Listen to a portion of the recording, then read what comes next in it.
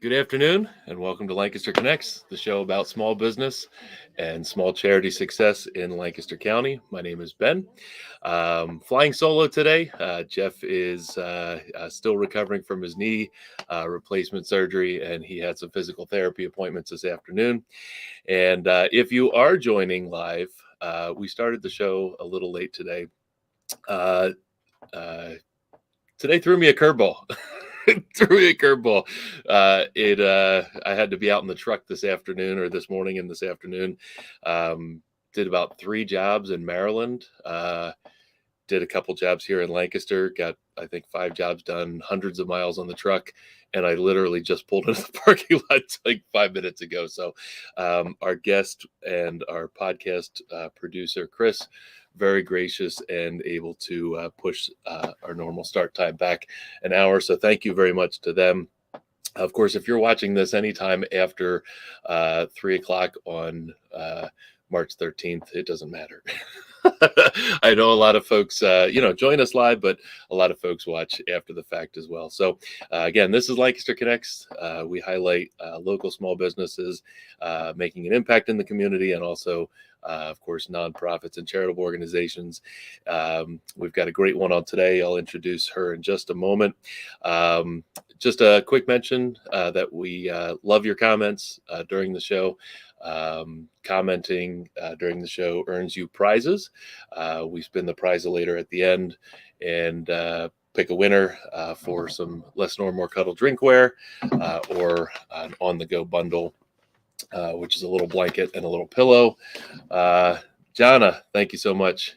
So it doesn't matter if we're 2 o'clock or 3 o'clock or 3:14 on a Monday afternoon, Jana's tuning in live. So thank you so much. Of course, that's the cool thing about Facebook, right? We're on Facebook, we're on YouTube, on LinkedIn, all broadcast live on all those channels. But of course, people hang out on Facebook. They're people are in their feeds all the time.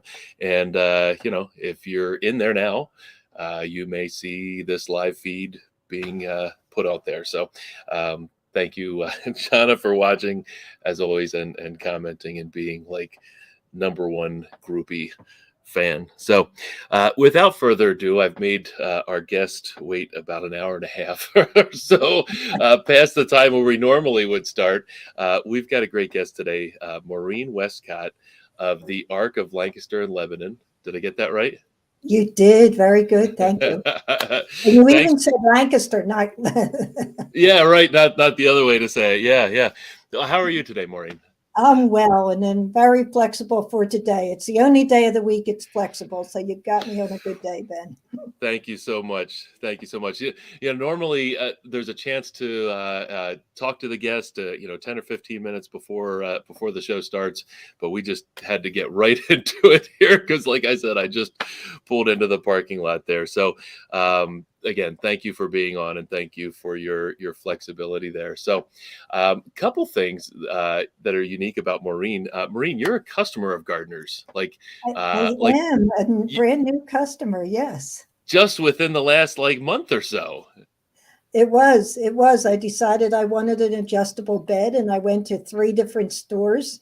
Okay. And, this isn't not meant to be a sales pitch for you, but it was really a good experience. And it was great.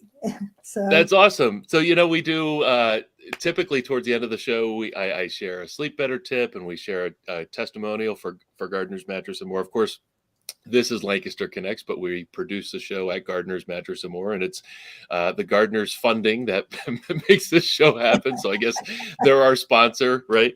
That I don't need to do a testimonial. You just did it for us live. So thank you so much, and I didn't have to ask you to do that. That was it was wonderful. Thank you. And Maureen, I actually attend a church where your son goes. I know I tell my team it's a small world in Lancaster, and we have now 2 connections, Ben. That's right. I can't claim to know him very well. We've only been going to the church for a handful of months now, maybe a year or so, and I'm just starting to get to know everybody there. And I know he's a bass player, and yes. we've helped a few people move in the church over the last year or so, and we always seem to show up there together. So there he is, Zach. I think he just posted a comment there. So thanks for watching, Zach. I talked to Zach a little bit about the show yesterday. So Maureen, I think we'll jump right into it. You're here to talk about what the Ark of Lancaster and Lebanon does and who you are. So let's jump into that. What is the mission and purpose of the Ark of Lancaster? Our mission and our focus is intellectual disability and autism. The disability world is divided because of the funding. The diagnosis determines the rules and regulations of the funding. So our world is intellectual disability and autism is where we go. And our mission is to empower people with intellectual disability and autism to lead lives of their choice. And so what we do is we navigate, we collaborate, we advocate, any more eights we need on what we do to help them understand the very complicated Medicaid system and how to how to get into that system, and then once you're into it, how to navigate through it. So how does someone find the Ark of Lancaster? Are they referred to you? Would they, search online and find you? Like, how would somebody find the services of Ark of Lancaster? Well, the ARC is a national organization and with a statewide presence, and then local chapters that are by county. So our chapter is Lancaster and Lebanon County. We cover the two counties. And people do from an online search. They do it because a friend referred them. They do it because someone where they're receiving services will refer them to say, if you go into the county through supports coordination, and there's an issue, they'll go through they'll say, hey, why don't you call the ARC? You need some training on this, or they'll have resources for you. And we're brought in from a lot. But honestly, and the way I appreciate you doing this, Ben, is because so many people said, I never heard of the ARC. I wish I knew about it because I had an area you could have helped me if I only would have known to reach out. But Yeah, we're busy, so people are hearing of us. that's great. It kind of is related to the guest we had last week from, oh gosh, I just had it in my head and I just went blank. I've been like, my head is just today. But we're the services for dementia and the Alzheimer's, yes. Alzheimer's Association, yes. And she was saying a lot of people find them almost not too late, but like after the fact that they could have gotten help earlier. You know what I mean? And it sounds like the ARC is kind of the same thing. You want people to find you right away to have that education and have you help them navigate through developmental disabilities, correct? We do. And also because the funding is state funded. And so there is a huge waiting list of services. And so as we tell people, like I have a daughter that's 37 with an intellectual disability. And my daughter has services because of different reasons when she was younger.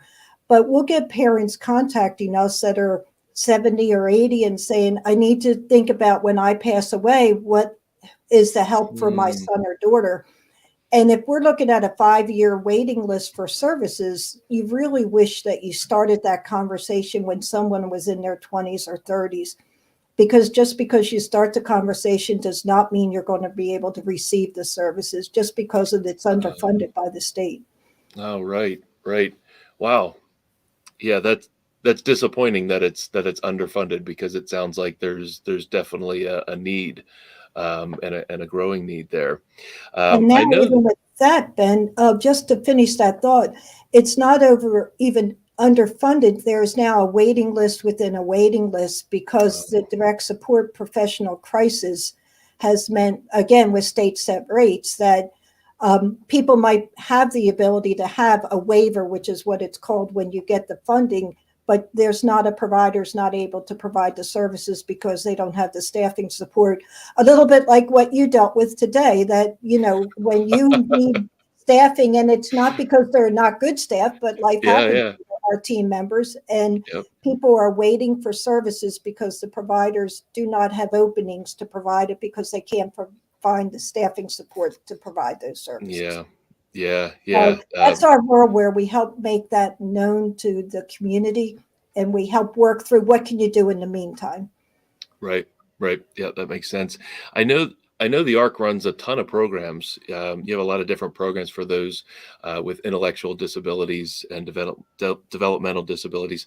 Can you pick, two or three of these programs and maybe describe them in a little more detail for us? What? Sure. One of the things that we do is to talk about life planning. We have a program called Facing Forward where we use life course tools.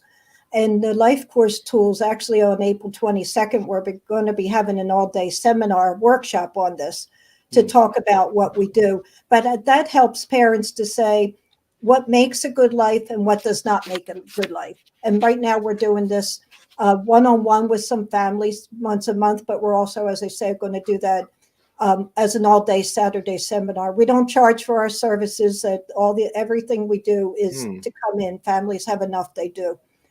We also do advocacy, where we come into the schools, and that we come in and we're there to support one-on-one with an IEP. If a student has an individual education plan, we can come in and help advocate for that. We run a self-advocate group, and adults with disabilities have nationally been asked to be called self-advocates. So our wages group is an empowerment group to teach them how to speak up for themselves, to bring topics like nutrition or fitness, setting goals. We bring all that. And we have a sibling group because SIBs with disabilities many times feel like they're left out. There's so much that you have to do with the sibling with the disabilities. So we just have a really fun, wild time here that the siblings come in and do crafts and food and snacks and discussion. Where is your office?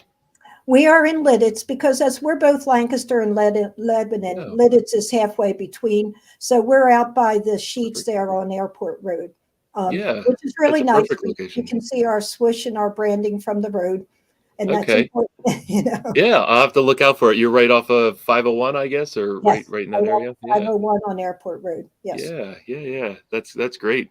Yeah, that's perfect placement right between Lebanon and Lancaster. it You is. kind of right in the middle there. So how many staff members do you have at the facility? There's just the four of us. We have Oh, okay. Dana that's up front, Dana Henry, and she's the administrative, do everything to connect us all, answer the phone and do the data entry, um, help out in all of our programs. Amy Austin is our program manager, and she runs all the programs. So it's her responsibility to figure out the crafts for the kids and to come up Hmm. with the guest speakers for the wages. And just to confuse me, they have Amy Fisher has to, because we have to, and so I'm always, it's like, no, you mean the other Amy. Yeah, Amy yeah. Fisher does our advocacy and family support. And my team is so excellent in what they do. When you call into the ARC, you will get people that absolutely know what they're doing and are dedicated, respectful, understanding of what the family and the individual is dealing with. And then I, That's I fill in all the rest of development and managing the business portion. sure. Nonprofits are also a business. Yeah, So I yeah, manage the business 100%. portion. Well, that's awesome. Sounds like you've got some great people there. You mentioned schools. Do schools work with you with when they have children with intellectual and developmental disabilities? Yeah, they've reached out to us because it's a complicated world when you have an individualized education plan, an IEP. So when a student with a disability has that, parents have rights. The schools have what they need to do, their requirements, and sometimes that doesn't quite mesh. And so when what you do is then Amy will go in and can be a mediator, can be a help explain the rules to the parents. That's Matt and Cindy you're seeing now, some great Yep. supporters of the ARC. And so what Amy does, Amy Fisher does, is she goes in and she can be help prior to it, help the families understand the rules. And then during the meeting, help make sure that their voice is heard, or to help interpret some of the language that is the system language that the school uses, like, oh, any professional does. These are the technical terms. So anybody can bring us in. If we have a customer, if that would be the right, it's the person with the disability. We are impartial. We're not there because we need to get something out of the meeting. So no matter who calls us in, we're there to make sure it's the best situation for the person with the disability.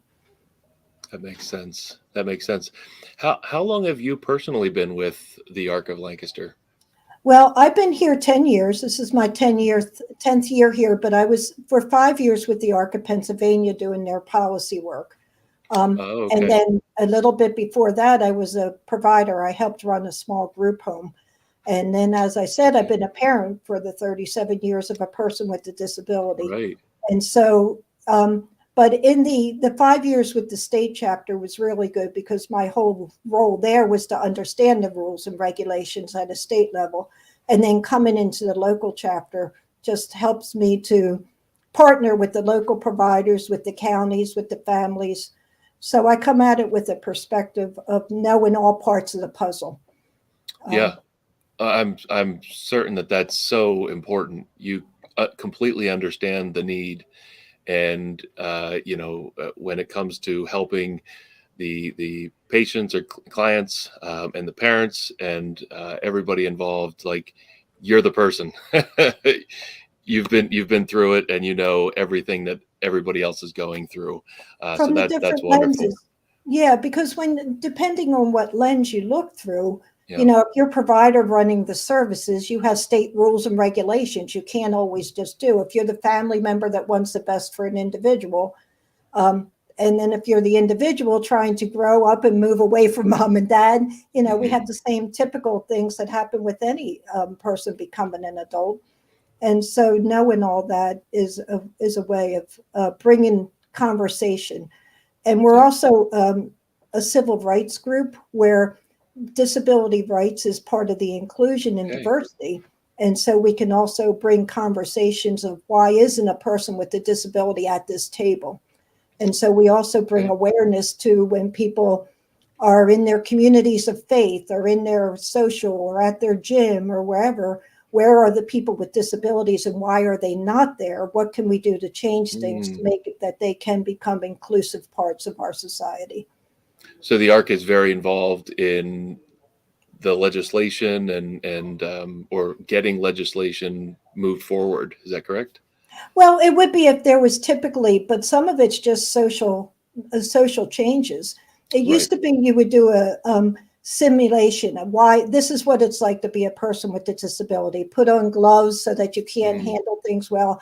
And that was to create empathy. But we don't want empathy. We want to say, okay, you have this activity that's difficult for some reason. What can the social, the community as a whole do to change that?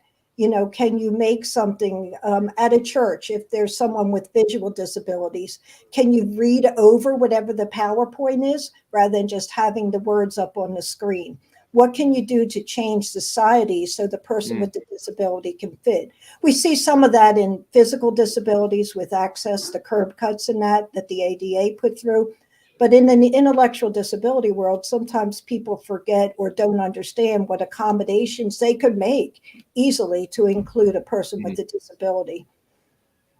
That's awesome that you're the voice. We are. Yeah. A couple things. You mentioned, I think it was the wages program. Is that the program where the ARC is helping those looking to get into the workforce? It also does that too. We are not a Yeah. provider of services, so we don't do the job coaching, but we'll talk to them in that group about, okay, if you have a situation, would you talk to your boss, or how do you speak up to your boss about a situation? How do you bring forward the fact of you're having some conflicts with another team member? What do you do about it? So that's an empowerment type of group. But last year we did do employment, where we went through an employment curriculum. But we can also help them understand who does the job coaching. How do you get the funding for that? What happens if there's not a job coach. How do you find a job? How do you just act on a job? And just all that is part of what we do in that group. That's great. That's great. You have classes going on all the time? We do trainings. We do Okay, trainings. trainings. Yes. That's another thing that we do. We train the community. Like we have one on Social Security, very complicated topic. So we have a man from Social Security coming to explain Social Security. We do it on guardianship. The ARC believes in limited guardianship, but what else can you do to support decision making without it going into guardianship? Or if you do need guardianship, how do you do that? So we have it on all kinds of topics. On the ABLE account, here's financially, how do we protect our assets so that we don't have the $2,000 asset limit, that we can have some savings? So what about ABLE accounts? What do we do with all the different areas that, what's a special needs trust? What do we do about that? We just bring in different experts on different fields, and we run trainings to help people. Medicare Advantage plan. Should I join a Medicare Advantage plan? People with disabilities many times get Medicare after they get Social Security, and not just based on age. And so what's an Advantage plan? What am I giving up? What am I getting? How do I make that decision? So those are the types of things that we offer as trainings so that people can make informed choices. There's one on the screen coming up in a couple weeks there. Yes. And they're held at your facility there near the airport? Since COVID, we have a big room here that we can do it. But since COVID, we've gone virtual and we're finding more attendees. This one was the only one that's going to be both. But generally, we do them virtually to give people the ability to join from their home.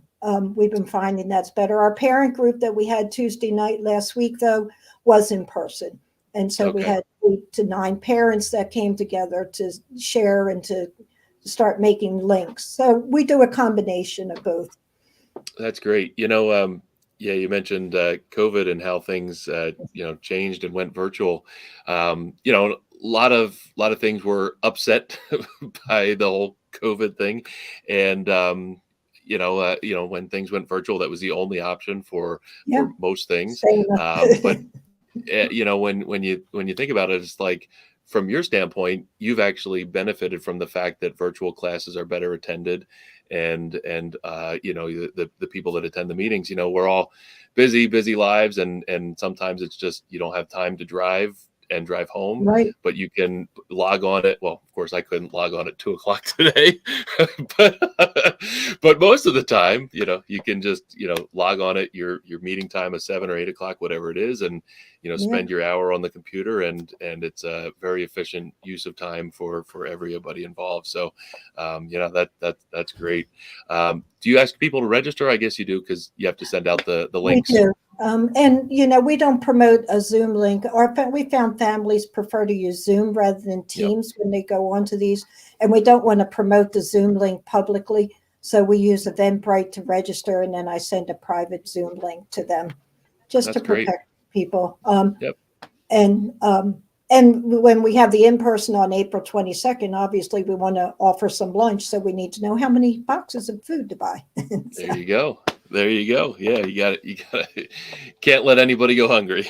If they come to the office, we feed them. That's it. That's great.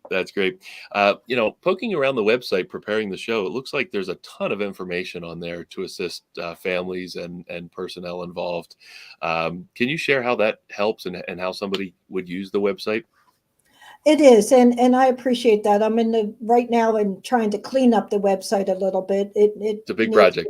It's always an ongoing. I'm actually the one that manages the website, and I really enjoy that. That's good. Good. We all have side gigs that we like as part of our job. So That's right. But we have a resource page because so many times there's so many different areas that help.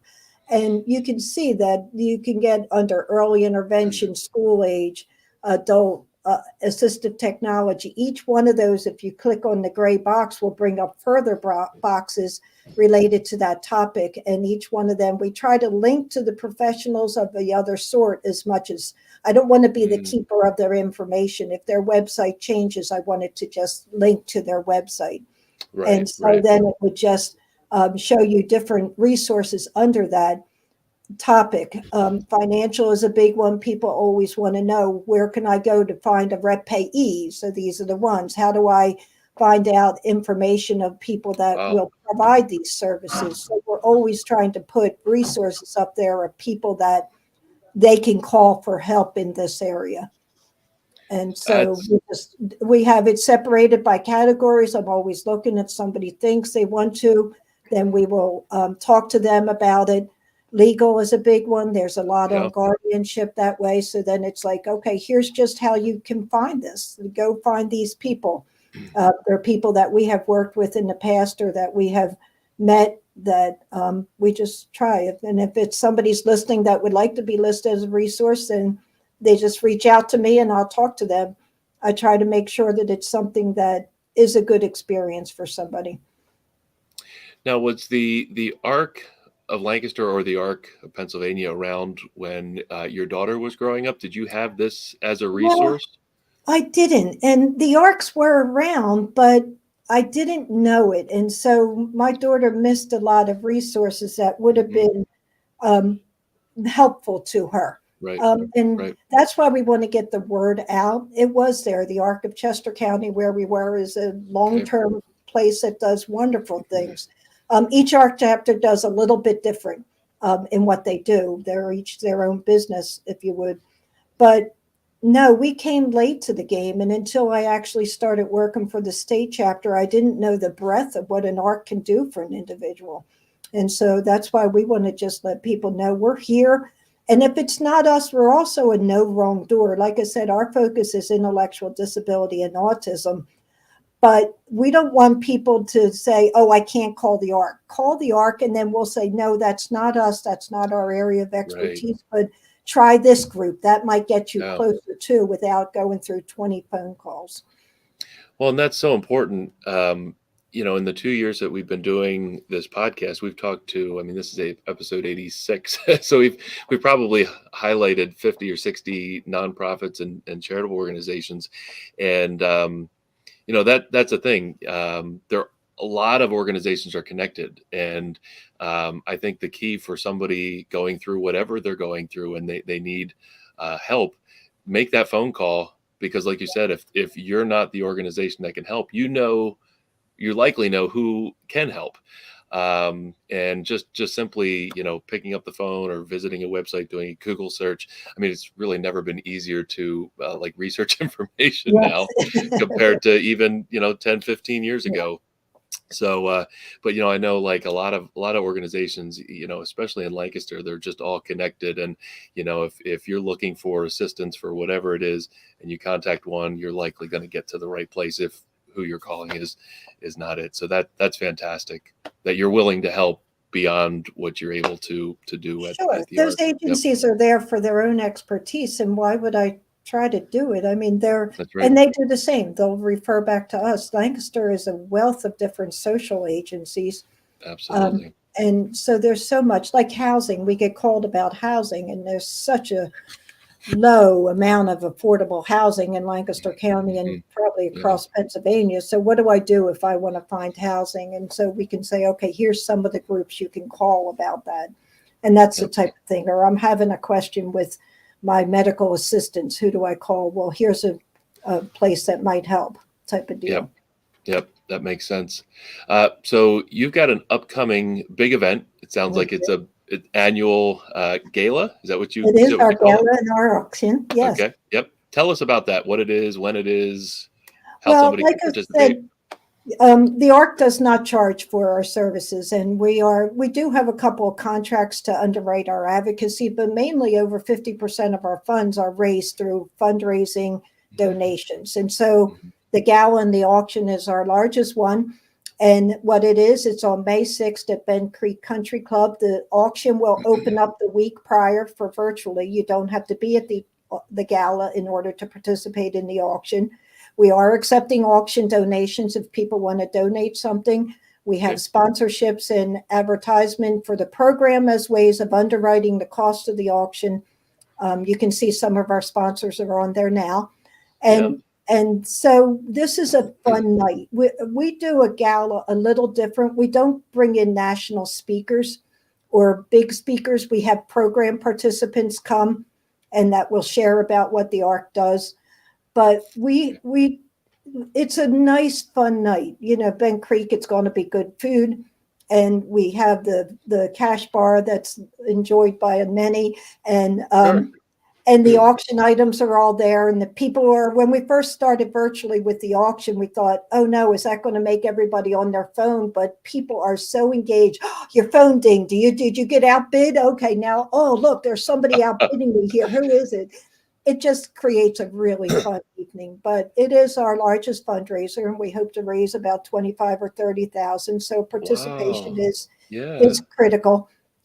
We have a wonderful board of directors at the ARC. They're raising, they're donating, they're inviting people to be at their table. Our sponsors get seats because as they sponsor us, they get seats to the gala. We give seats to some program participants. It's $100 a seat, so we know that's not an area that everybody can do, but it is a fundraiser, so it is necessary to have that. But it's just a good night, and it's coming up, and we're in the middle of it right now planning. That's I'm sure there's a lot of work to do and to be done. How many people normally attend the event? About 100 to 120 come. Okay. It's a good and it's enough that and with the auction being not part of the gala too, we get a lot of support of people bidding on items. Like we just got somebody that will be donating some jewelry for us, some beautiful earrings, and those types of things have come in every day. There's somebody dropping something off, and Dana should have it up and for people to start seeing items. I was going to ask if there were any cool gifts or cool items on the gala list there or in the auction list. It opens in the end of April. So right now we're just gathering. I wanted to get enough before we opened it up, so it didn't matter. You only got 3 items. Right. We get about 40 items and of all prices, because once I had all high price, as I said, I've been here 10 years doing this. And somebody said, I couldn't bid because everything went. And so we try to have some very low end pricing too. Everybody wants the fun of bidding. And so it's not just all $500 and $5,000 options. We'll put a couple $10 or $15 gift certificates on there too. That's great. And what was the website where somebody could bid? If he could build, it's maybe Chris can put that up quick again. Oh, Chris can do anything. We'll wait for that. This is amazing. There it is. And it's on our homepage. So if you go to arclankleb.org, it will be on our homepage, and it brings you to the auction site here. Yep. I see it there. The arclankleb.org. Yep. Right. There, he's got and it then on the screen there's there. the BidPal site to get you right to the auction donation. The auction site, the gala site, excuse me. So obviously, supporting this is something we would encourage the Lancaster community to do. Do you need volunteers or anything for this sort of effort? Does the ARC need volunteers generally? Because there's multiple ways people can support organizations. Volunteering being another one. Sometimes we don't, because our work is so much one-on-one with people. Our trainings are brought in virtually when Amy does advocacy. So we're in a different sort of world where places that run large groups and have 30 or 40 or 50 people. So our board of directors is our volunteer. We're always open to talk to people to become on the board. But it's not an area we utilize heavily because things are so specific in the need for it. Board members are there doing their work the night of the gala. My team, the website's easy. So my team of 3 or 4 is enough to register people. Everything's going electronically that way. So it's not something that I know other groups utilize volunteers a lot, but Right. because we're so specific in what we do, it's a different type of agency that doesn't allow, you wouldn't want to bring volunteers into a one-on-one meeting type of Yep. deal. Yep. Um, That certainly makes sense. So, supporting the gala, bidding on items. I think somebody could become a member of. Oh, yeah, that's one of the ways we do. The ARCs are member Okay. organizations nationally. And Okay. so, joining as a member is our way of supporting the agency. And the reason you support the ARC is so that we're here to help the families so they don't need to be charged. So your Right. support to the ARC through membership is what allows us to be here for somebody to call and answer the phone. And we are here. You don't get a voicemail. Friday afternoon, maybe. But Right. we work until about 2. Well, of course, Amy was here Friday for a long time. So we work to what's needed. But generally, when you Yeah. call, you get a live person. So the support underwrites the agency and allows me to have a team here to work to support people. That Amy Austin is here to run her programs, and the sibling kids, at the end of the year, they don't have to pay for the party. We provide a party for them, and allows me to have my team here is what it Yeah. does. You Yeah. support being here so that the community as a whole has the resource of the ARC. Yep. Organizations need funding to be able to affect the mission Yes. laid out. It's it's absolutely critical. I think there was another thing I saw on the website about vehicle donation. How does that work, and how can that help? Well, they just changed that up, and I have to Oh, look at that. It's through the ARC National, and they just switched their provider. mm, So I have to get that and look at that. The way it has worked is if somebody has a car, they donate it to the ARC. So this site is not the right site right now. That's one yeah. of the Okay. ones that has to be changed. But they donated, and then the ARC National handles all that, and then we get a portion of the donation for Right. that. Right. Okay. Yeah. Yep. So that's cool. Um, what's next for the Arc of Lancaster? Do you have we talked about the gala coming up, so Yeah. I know you're planning that. Anything else that you're planning for, or adding to your services for, or anything like that? We are on a fiscal year, so we go July 1st to June 30th. So our year is winding down. So in the summer, I meet with my team and said, what works, what needs to be tweaked. So right now, we only have about 2 more of our monthly meetings of what's coming up, April and May. June is our wrap up. So what's next is to say, what does the community need that we can provide that's not duplicating somebody else's efforts, and Mhm. that can stay in with what we're doing, knowing that I only have 4 team members. And yes, we can add more staff, but then that's also increases your budget. But, we do good work what we're doing. So Yep. what's next is to just make sure that we're doing what the community needs us to do, that we're here staying with our mission of empowering people with intellectual disability and autism, and that we're here to provide the services to the community that the community needs. That's great. How many people do you impact on an annual basis? Just a rough figure. Yeah, it can be, if you look at Amy Fisher's calendar, it's like wall-to-wall meetings. So it depends on which one of us, but we can anywhere between up to about 300 people. And Wow. like that could be one person one time, or it can Hmm. be one person 30 times over the course of Right. the year or more. Right. um, Right. which is always interesting when I have to get my stats to the funders to say, because it's a valid question. People want to Yeah. know, are you doing with your money what we gave you in a Sure. way that impacts people? Sure. And so that is the difference, that sometimes we can meet with the same person, and we do. We don't just say, okay, we met with you once, we're done. We Right. work individually. And if you need us to be there. There have been times, we don't try not to do it a lot, but there have been times it could be every week a meeting for a while till we get the Hmm. situations work through with the team as a Right. team.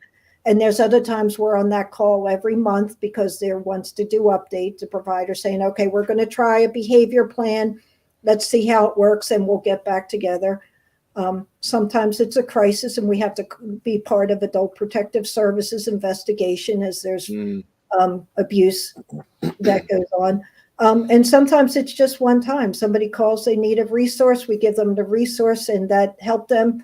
We had a person call that they talked to us 5 years ago and we helped them. Now life has changed. So we have a different situation now. Can you get back involved? So people come in and out of our lives depending on their needs. Wow. Well, you're doing unbelievable work there. I think it's fantastic, everything that the ARC can offer those going through intellectual and developmental disabilities. And of course, the providers that you help and the families and all of that. I mean, the website is an unbelievable resource.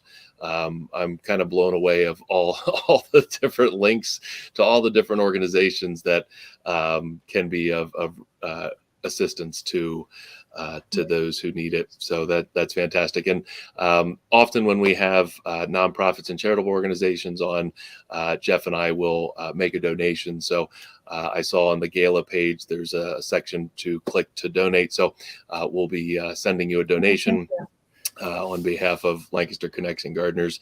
And I hope it helps a little bit. And that's why we don't put high end on things. We respect that people come from many different places. And even like during Extraordinary Give, somebody gives $10.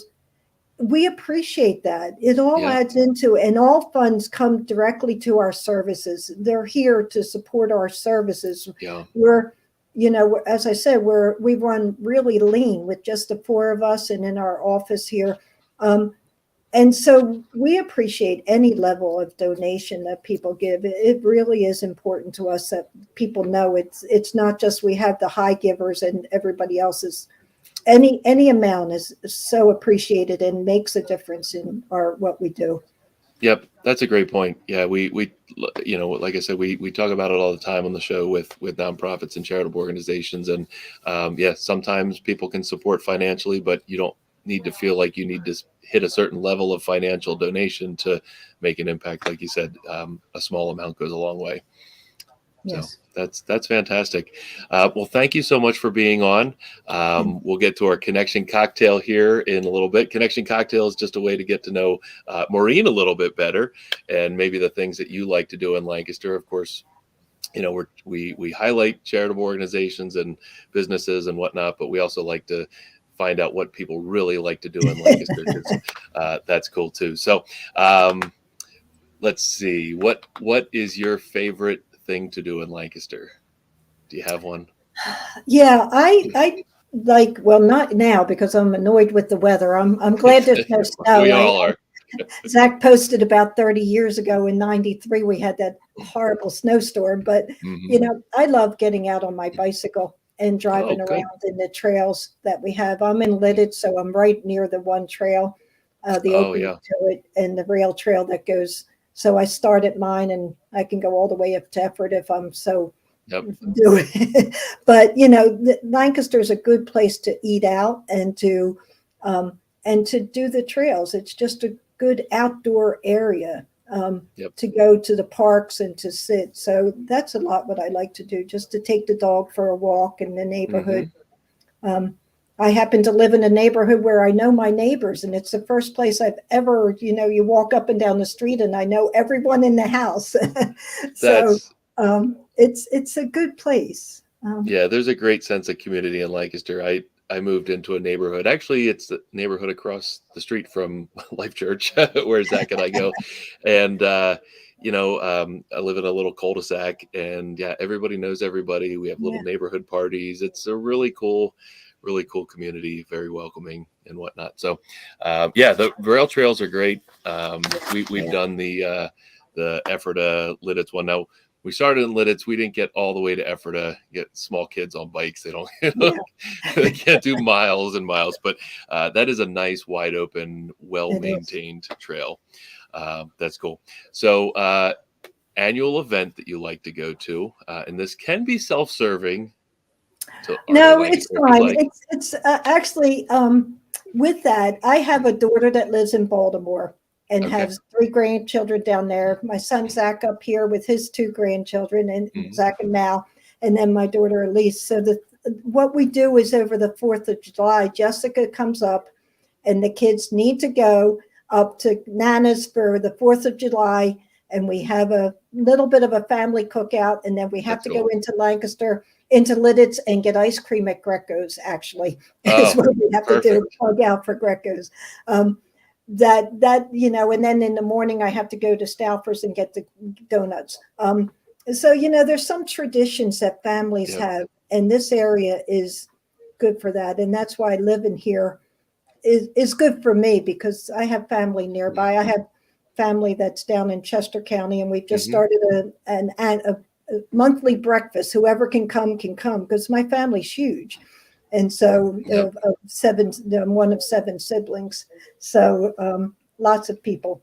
But that's awesome. Like that annual event of the 4th. Actually, the ARC's going to have, we were in the Halloween parade in Lidditz, and we're going to be in the 4th of July parade too, hopefully. That's cool. You know, we just moved to the Lidditz area, you know, a handful of years ago, and we've started to take advantage of some of the things that the cool community of Lancaster or Lidditz has to do. And the parades are always, you know, a popular spot for the kids. You know, there's all kinds of candy being thrown, and, you know, a lot of neat floats, and of course the bands and whatnot. So that's cool. I love that your annual event is a family-based event. That's super, super cool. I love it. All right. So let's say you're bringing in, last question, some of the folks in your extended family that live outside of the county, and you're bringing them into Lancaster. What do you like to show off about Lancaster or Lidditz? Or, you know, is there some place you like to take them, or something you like to show them about Lancaster? It's not so much showing them as the knowing why Lancaster's a good place to live.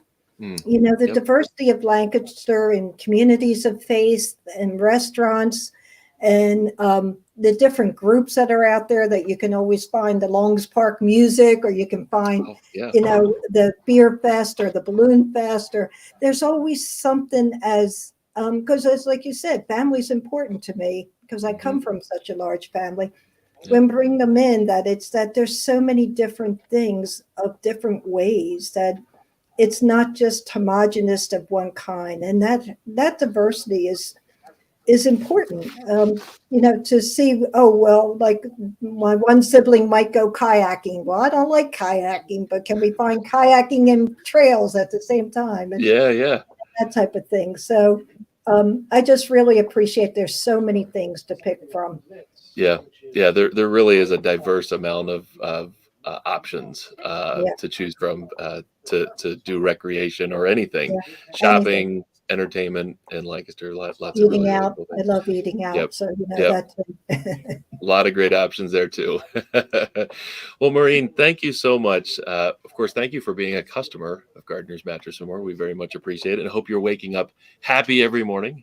I've been sleeping through the night better, Ben. I mean, I never thought, actually I noticed more, you know, at the age, it's common to get up in the middle of the night or not sleep so well. But honestly, I have been. So go plug and go get a new mattress. That's great. You look very well rested. You look very well rested. Thank you. So, well, and thanks for so much for sharing about the ARC of Lancaster and Lebanon. And the great work that you're doing there. If anybody watching would like to learn more, the arclankleb.org. Did I get that right? It is. The ARC, the is part of our name because, as you know, we don't use the word retarded, and it used to be the Association of Retarded Citizens, and that is not at all acceptable. But the ARC has a big history of social justice and education reform, and so families wanted to stay as ARC, so they made us the ARC. So that's why it's not an acronym. But it is our heritage, and we want to keep that heritage of that. That makes sense. Well, thank you for sharing. Thanks for sharing all about the ARC. Good luck with your upcoming gala and auction. Like I said, we'll be making a donation, and I hope it blows last year's out of the water. Thank you so much for this. I've had fun. Thanks for making it so Yeah, easy. it's been fun. Yeah. And so, this, of course, we're live now, but this is recorded, and you can watch it. You can share it on your social networks, and We people can will. watch it on LancasterConnects.com for in perpetuity. So feel free to use this interview as you wish. Thank you. Yep. Thanks, Maureen. Have a great day. You too. Yep. All right. Well, we're going to wrap up because it's 4:00 and I got to go pick up the kids. So we already did our testimonial earlier. Maureen bought a bed within the last month or so and said some nice things about gardeners. So we're using that as our testimonial. And glad she's waking up happy every morning. Sleep better tip. We're going to skip because we are out of time and I'm pushing Chris to the limit, I think. So we'll spin the prize later quick. And we'll wrap up and look forward to next Monday's show. Got some great comments early on. Zach, Maureen's daughter, maybe he will win. There's Amy. Amy, longtime listener and fan and a frequent commenter. You can come into the store and grab your choice of gift, less nor more cuddle drinkware, or a little sleep bundle here, on the go bundle, pillow and blanket. Well, that's the show. Thank you for watching Lancaster Connects. Hope everybody has a great day, and we will look forward to connecting next time. Until the next connection, see you later.